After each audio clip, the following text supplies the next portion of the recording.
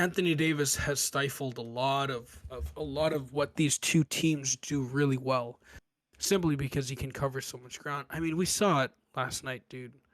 The way he closed that possession on Steph, Oh, dude. Like, dude, come on, dude. Steph Curry, come on. Like, you just have to give credit where credit is due. He's been able to stay healthy. Knock on wood. I would love to see him stay healthy this postseason because he has been so fun to watch, like on both ends, and obviously like LeBron and you're seeing like other guys step up, and that's the beauty about the Lakers. But man, Anthony Davis has been a huge difference maker, and I think that's the reason why I think they'll make the finals. that could be like a historical thing too. Because I mean, if they win, that's the lowest seed ever. Yeah.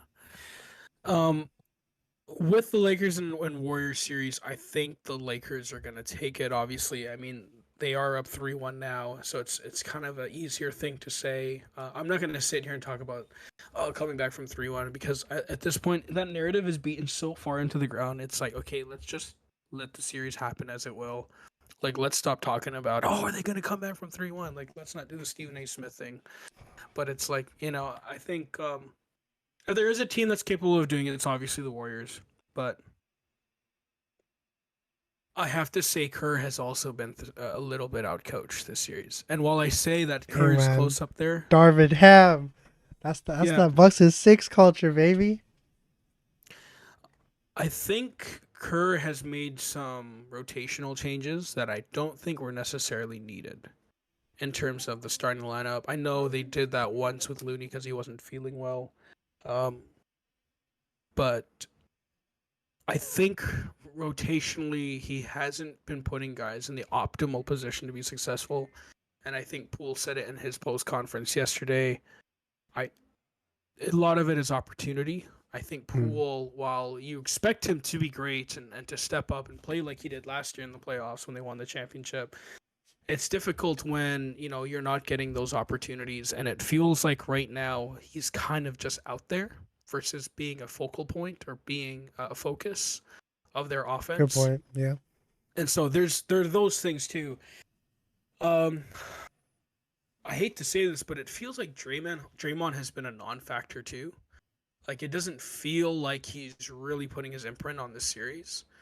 Um, and that's what he's supposed to do, right? He's the team's best playmaker aside from Steph, obviously, and the best defender on that team. And it doesn't feel like he's set himself in the middle of the series. And I hate to be that narrative guy at the same time, but I did see somewhere that his relationship with LeBron is affecting the series, or you're not seeing as fiery of a guy. I don't want to sit here and judge that and say that because who am I to say someone's not competing as hard because they're friends on the team? But Mm.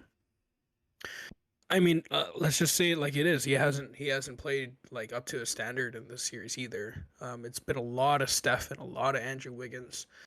Clay he hasn't been all that efficient this series either, I right? think So maybe game 2 or 3 was when he like got it going, but other than that, yeah, kind of a non-factor. yeah, he's been really inconsistent so far. I mean Moses Moody. I think if I'm being honest, I think Kerr should have been playing a more like a bigger rotation. I think guys like Kaminga Oh, should be man, shuffled Kaminga, I in. think, is the biggest disappointment in terms of not getting burned because Yeah. he's able to put pressure on the rim, and I think that's what you really need from Yes. the rest of this team to help with Steph, and even to really make AD challenge him defensively. Because even if you're not making a lot of them, if you're Jonathan Kaminga and you can maybe get AD to draw just 2 fouls on you alone, that's a win. He's And also a very good yeah, offensive rebounder, hundred right? So like percent. off misses, he's the guy They who's going to be hunting those shots. Yeah, you can tell this team plays a lot like a veteran team to where there's just not a lot of spunk. Yeah. Moses Moody injects a little bit of that, but then Jonathan Kaminga, I think, is a guy you gotta let him at least.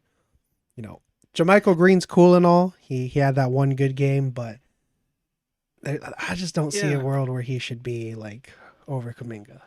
I just, yeah, I just I'm like I'm bought. I just am confused, DJ. Like I'm actually confused, bro. Like I'm like, how do you not play Kaminga in a series where athleticism is absolutely needed? Because against a team like the Lakers, you need to put pressure on the rim. You literally said it. You need to put pressure on the rim. You need to force plays down their throat in transition. You need to be able to get extra long balls. You need to be able to cover more ground defensively, especially with the versatility that the Lakers have now. I mean, I just don't think they've been utilizing their. I just think it's poor asset management. I think that Yeah, that's the that's the reason why perfect they're word. losing the series so far. Um, I think on the other side of the Lakers, man, I just gotta say, like, it has been so. If I'm LeBron James, man, I'm sitting like back on my chair, just chilling because every game somebody has stepped up. Lonnie Walker, Lonnie Lonnie freaking Walker is Walker. a Lakers legend, man. He's etched his name into like the our generation. When they look back and when they got kids, they're gonna say, "Man, y'all, Lonnie Walker was a bad man. He had 15 in the fourth quarter of Game 5." So now you're gonna absolutely tell me that the Lakers can play D'Angelo Russell, Austin Reeves, LeBron James, Anthony Davis, Rui Hachimura. They can play. Who am I missing off the top? My Dennis Schroeder. They can play Lonnie Walker. They can play Malik Beasley. They can play Wenyan Gabriel. Who else am I missing? Like they have a bunch of guys that You're can not come gonna in there. mention Troy Brown Jr.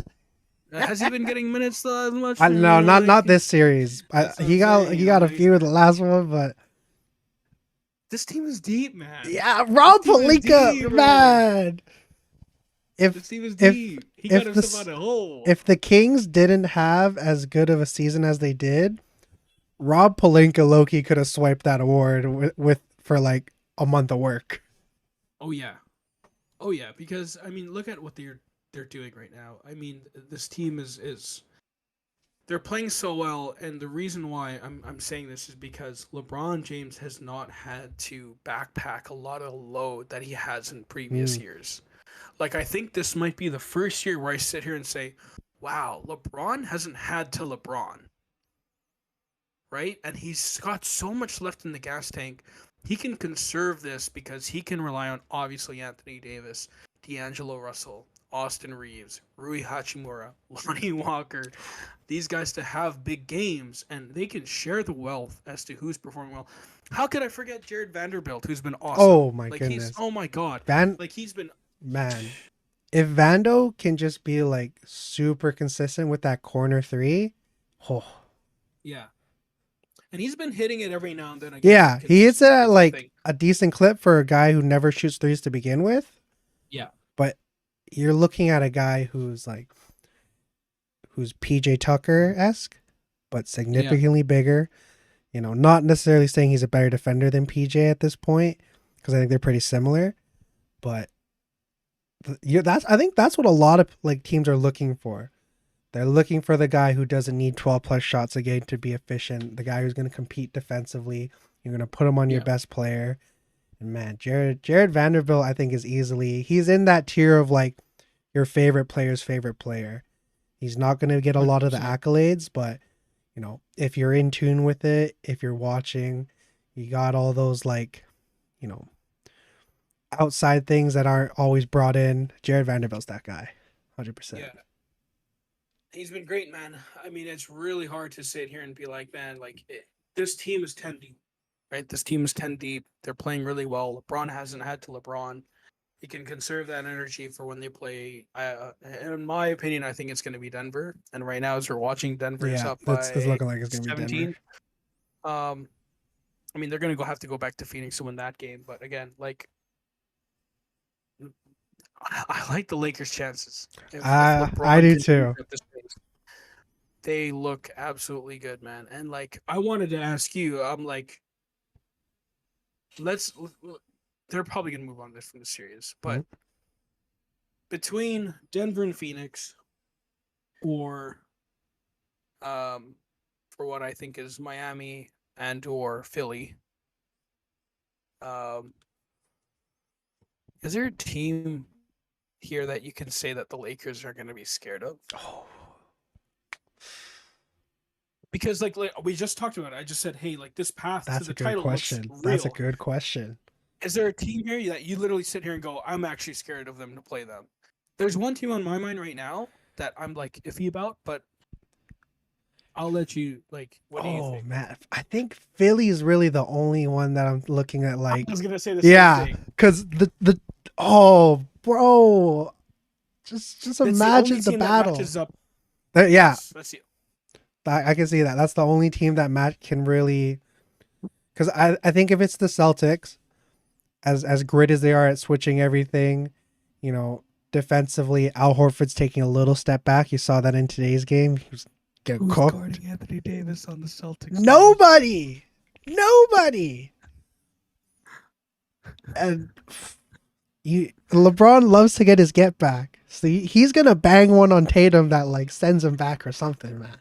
Yeah. Oh my God. Man, that's a legendary series right there. Mm, Lakers Philly. yeah. I was gonna say the same thing because, like, again, I think Philly's the one team that's also very deep. Mm, They have a lot of the similar qualities in terms of size, switchability, and X factors, right? Because you're talking about X factors: Tobias Harris, uh, oh, Tyrese bro, Maxey, nutty. DeAnthony Melton, Daniel um, House had 10 points today. Daniel House. Yes, Daniel House. The other McDaniel boy, right? So, They got a lot of bodies for sure. so I mean, that's the one thing. It's like their styles of play. I think they're gonna match up really well. Anthony Davis and Joel Embiid, James Harden, LeBron James. Oh man, I think the guard play, Reeves and D'Lo against Maxi. I think you're just gonna see a lot of fun stuff in that series. Again, I'm not sitting here and saying that's gonna be the finals. that I There's think one if I team. had to pick one, that's the one I'd like to see. Let's shift Yeah, right over to Philly then Boston, man. I mean, yeah, first of all, Philly's rolling. James yeah, Harden's won them 2 games. Like today's game was a fact to like as great as Joel Embiid is, they have a great team. You know, yeah. you had contributions from all sides, like we said, Tobias Harris. Tyrese Maxey had a 30 piece. James Harden was cooking. And man,